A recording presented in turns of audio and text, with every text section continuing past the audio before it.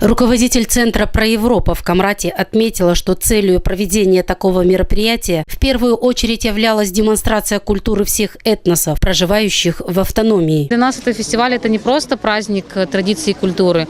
Для нас это новый этап понимания того, что необходимо приобщать к культуре молодое поколение, что необходимо популяризировать те этносы, которые здесь проживают.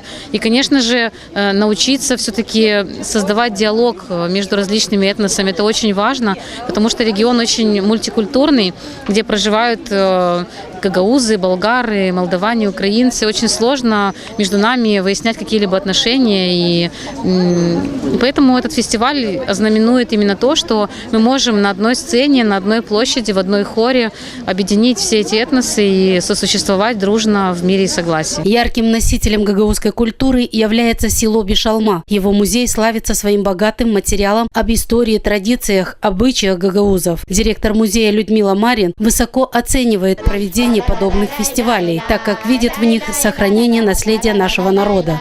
Привезли наш фольклорный коллектив, чтобы можно было опять потанцевать, сделать какую-то веселую нотку на сегодняшнем празднике. Да. У нас буквально недавно, весной этого года, Ассоциация по туризму Молдовы сделали проект.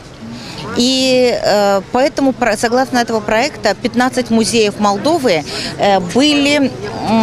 для 15 музеев были подготовлены вот такие выставки. С Гагаузии 2 музея, Камратский и Бишалминский. Вот сегодня мы представляем на евроуровне материалы, которые подготовило для нас Управление туризма. Хочу поблагодарить всех организаторов за такой труд, за их работу, что несмотря ни на что, они все-таки проводят этнофестиваль. Это нужно, это надо знать, чтобы не только что мы в Гагаузии, в Молдове живя, не только гагаузы живут, но живут очень много национальностей.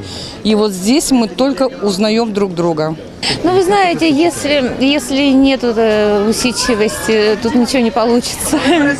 Приходят люди, которые, хотя бы немного усидчивые, которые хотели бы что-то сделать, хотя бы быстро. Есть люди, которые скрывают свою работу, не хотят делиться, а я открытой душой, пожалуйста, кто подходит, помогу, подскажу. Это творческая такая работа, но одновременно, если человек приходит, хочет купить, пожалуйста, я даю с удовольствием, это наш чисто гагаузский такой предмет, и в народном стиле, я думаю, что это получается удачно.